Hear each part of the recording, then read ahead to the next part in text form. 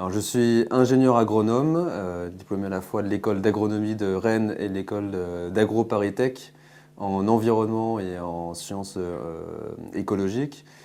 J'ai effectivement développé un certain nombre de travaux dans le passé, à la fois dans la recherche publique et dans la recherche industrielle dans le domaine des biotechnologies de l'environnement et de l'énergie.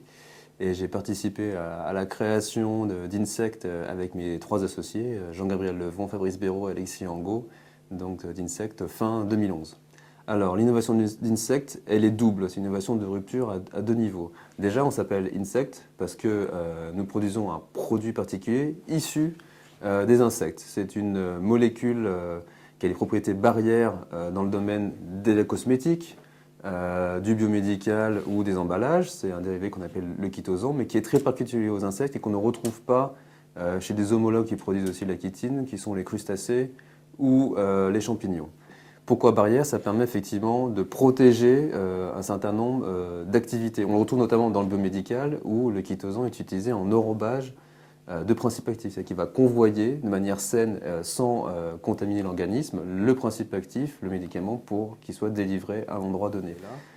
Notre chitosan a des propriétés mécaniques supérieures et des propriétés antimicrobiennes supérieures à aujourd'hui l'existant issu des crevettes et des champignons, à cause des propriétés produits intrinsèques, mais aussi à cause des procédés qu'on développe, et c'est le deuxième volet de notre rupture.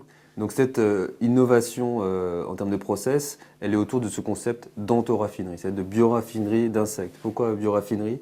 C'est parce qu'on a d'abord une innovation autour de la culture, de l'élevage d'insectes, où on contrôle de manière très fine leur production, mais aussi sur la façon dont on va extraire les molécules d'intérêt, donc les chitosans, avec des méthodes douces d'extraction, qui nous permettent derrière de préserver la qualité aussi des coproduits.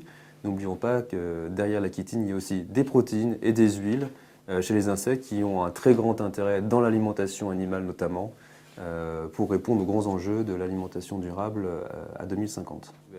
Aujourd'hui, on a développé un grand nombre de recherches au niveau laboratoire, en partenariat notamment avec les plus grands laboratoires français type CNRS, INRA, CEA ou encore Ifremer.